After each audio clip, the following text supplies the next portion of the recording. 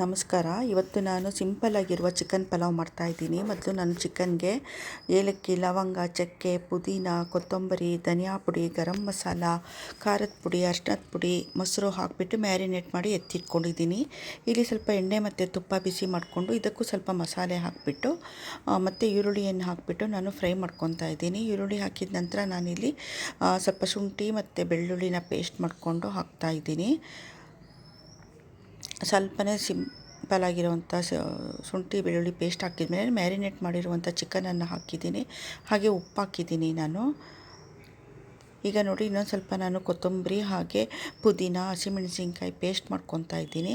ಅದನ್ನು ಕೂಡ ನಾನು ಚಿಕನ್ ಮ್ಯಾರಿನೇಟ್ ಮಾಡಿರುವಂತಹ ಒಂದು ಮಿಶ್ರಣಕ್ಕೆ ಹಾಕ್ತಾಯಿದ್ದೀನಿ. ಹಾಗೆ ಒಂದು 2-3 ಟೊಮೊಟೊ ಪೇಸ್ಟ್ ಮಾಡಿಕೊಂಡು ಅದನ್ನು ಸಹ ಮಿಕ್ಸ್ ಮಾಡ್ಕೊತಾ ಇದ್ದೀನಿ. ಚಿಕನ್ನು ಚೆಂದ ಬೆಂದ್ಬಿಟ್ಟು ಎಣ್ಣೆ ಬಿಟ್ಕೊಂಡಿದ್ದೆ. ಎಣ್ಣೆ ಬಿಟ್ಕೊಂಡಾದ್ಮೇಲೆ ನಾನು ಒಂದು ಬಟ್ಲಿಗೆ ತೆಕ್ಕೊತಾ ಇದ್ದೀನಿ. ನಂತರ ನಾನು ಈ ಒಂದು ಕಡೆ ನಾನು ಅಕ್ಕಿನ ಬೇಯಲಿಕ್ಕೆ ಇಟ್ಟಿದ್ದೆ. ಅದಕ್ಕೆ ನಾನು ಪುದೀನ, ಏಲಕ್ಕಿ, ಲವಂಗ, ಚಕ್ಕೆ ಎಲ್ಲ ಹಾಕಿದ್ದೆ. ಅದನ್ನು ಸ್ವಲ್ಪ ಮುಕ್ಕಾಲು ಭಾಗ ಬೆಂದಿರುವ ರೈಸನ್ನು ನಾನು ಮಿಕ್ಸ್ ಮಾಡಿಬಿಟ್ಟು ಮತ್ತೆ ನಾನು ಎತ್ತಿಟ್ಕೊಂಡಿರುವಂಥ ಈ ಚಿಕನ್ ಮಿಶ್ರಣವನ್ನು ಅದರ ಮೇಲೆ ಹಾಕಿಬಿಟ್ಟು ನಾನು ದಮ್ ಮಾಡ್ತಾಯಿದ್ದೀನಿ. ಹೀಗೆ ಸ್ವಲ್ಪ ಚಿಕನ್ನು ಹಾಗೆ ಅಕ್ಕಿ ಹಾಕಿಬಿಟ್ಟು ದಮ್ ಮಾಡಿದ್ಮೇಲೆ ನಾನು ತುಪ್ಪ ಹಾಕ್ತಾಯಿದ್ದೀನಿ.